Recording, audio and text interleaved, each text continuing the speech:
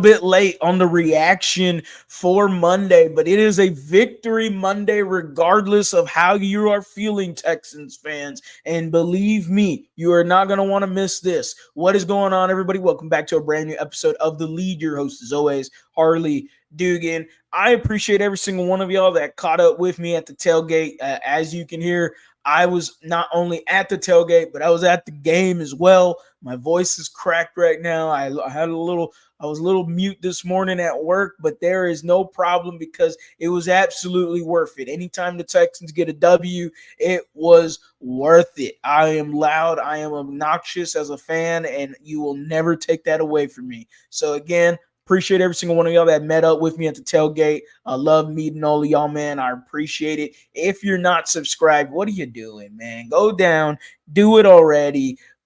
Just do it. Go down there and hit that subscribe button, man. We're on the road to 10,000 subscribers. We are currently less than 500 away to getting to 10K. So do y'all's thing, man. Like, comment, subscribe, hit that bell for the notice to turn on. You do not want to miss the latest on all Houston sports, Astros, Rockets, Texans. This is The Lead, where it's all Houston all the time. And the Texans beat the Bears yesterday, 19-13, Sunday Night Football, prime time. It was fun. It was exciting, but it was very underwhelming. I will get to that in just a second. The defense is the talk of the night because the defense dominated Caleb Williams and the Chicago Bears. They were stuffing them into a locker every chance they could get. They were roughing up players, borderline nasty, and I loved it. I loved every second of it. This is a new brand of Texans football that I'm not used to. Azeez Al-Shaair getting into players' faces and throwing a little bit of a punch. It was fun, man. This defense has some grit to it. It is dirty, and I'm down with it, man. DeMeco Ryans definitely has that swarm mentality just all over here in Houston, and it was everywhere defensively for the Texans. 7 sacks, by the way. Offensively, underwhelming. Super underwhelming. This is Sunday Night Football, damn it. This is prime time football. You are the only game on. 7:20, 7:30. You are the only game on. All eyes are on you. And that's what you do offensively. You drop 19 points. You are the talk of the offseason. You are the hype of the offseason. You added Stephon Diggs and got Joe Mixon. Dalton Schultz re-signs. You still got Nico. You're bringing back a returning Tank Dell. The offensive line is a little revamped, healthy. Granted, no Drew Scruggs for the game. Regardless, this team has no excuse whatsoever to drop 19 points on Sunday Night Football on any day. It don't matter. 12 o'clock game, Thursday Night Football, Sunday Night Football, Monday Night Football. Hell, a random Tuesday, Wednesday rescheduled game of football. It don't matter. Pickup game of football, street backyard football. It don't matter. The Houston Texans should not be dropping no 19 measly points.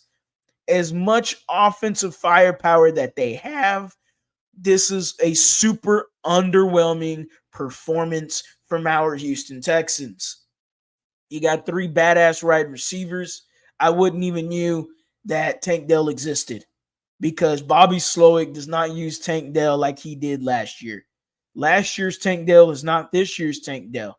For some odd damn reason, Tank Dell last year proved to the NFL and the Houston Texans that you can use him traditionally as an outside wide receiver. He did it at U of H with the Houston Cougars.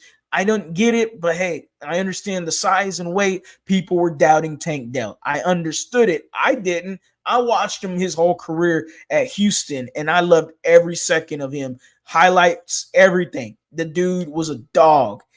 And to see what he did last year, even furthered that.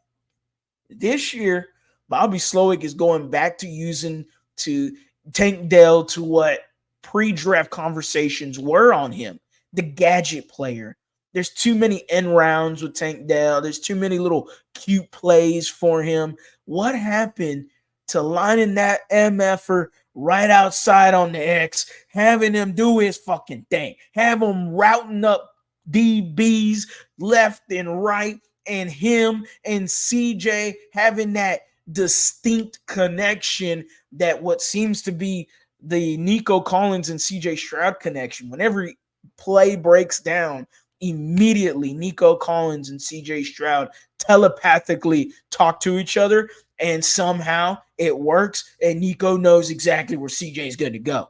All right. And that's exactly what you want as a Texans fan.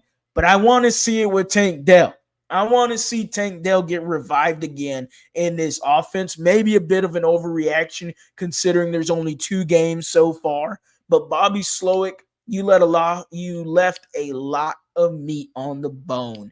And the Houston Texans were underwhelming on primetime football. It didn't move the needle for me to enter them in the conversations of AFC Championship. It didn't move the needle. Defensively, badass.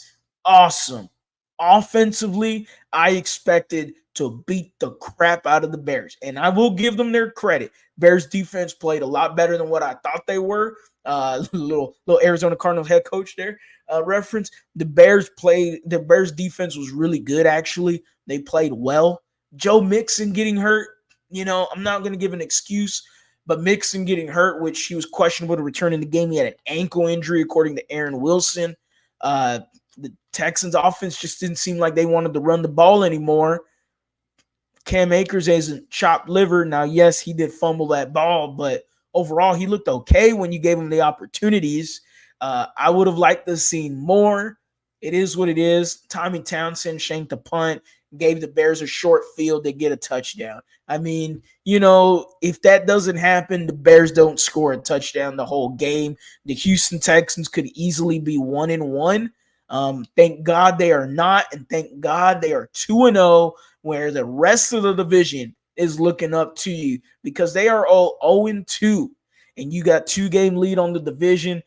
And don't let my negativity, my pessimistic attitude from week 2 weigh you down from dancing on a victory Monday. Ladies and gentlemen, the Houston Texans are 2-0. They got the dub.